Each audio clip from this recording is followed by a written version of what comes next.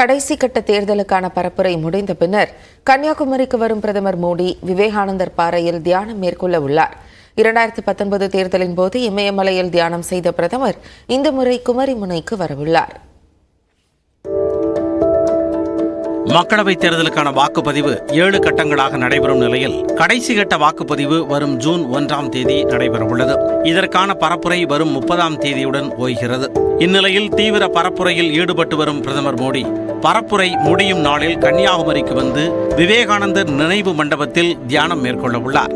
இதற்காக டெல்லியில் இருந்து 30ஆம் தேதி விமானம் மூலம் திருவனந்தபுரம் வரும் பிரதமர் மோடி அங்கிருந்து ஹெலிகாப்டர் மூலம் கன்னியாகுமரிக்கு வருகை தரவுள்ளார். பின்னர் முக்கடலும் சங்கமிக்கும் கன்னியாகுமரியில் கடலின் நடுவே உள்ள விவேகானந்தர் நினைவு மண்டபத்தில் 31ஆம் தேதி காலை தியானத்தை தொடங்க உள்ளார். 24 மணி நேர தியானத்திற்கு பிறகு 1ஆம் தேதி காலை விவேகானந்தர் மண்டபத்தில் இருந்து வெளியே வருவார் என தெரிவிக்கப்பட்டுள்ளது.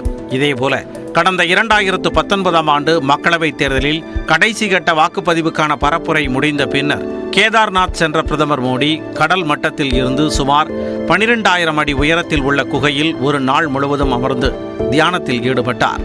கடந்த முறை இமயத்தில் தியானம் செய்த பிரதமர் மோடி இந்த முறை குமரிமுனை நோக்கி வரவுள்ளார். அயோத்தி ராமர் கோயில் திறப்பு விழாவின் போதும் தமிழ்நாட்டிற்கு வந்த பிரதமர் ஸ்ரீரங்கம் மற்றும் ராமேஸ்வரம் கோவில்களில் வழிபாடு நடத்தியதுடன் அக்னி தீர்த்த கடலில் நீராடி புனித நீரை அயோத்திக்கு எடுத்துச் சென்றார். மக்களவைத் தேர்தலின் போது தமிழ்நாட்டிற்கு அதிக முக்கியத்துவம் அளித்த பிரதமர் மோடி குறுகிய இடைவெளியில் பலமுறை தமிழ்நாட்டிற்கு பரப்புரைக்காக வந்தார்.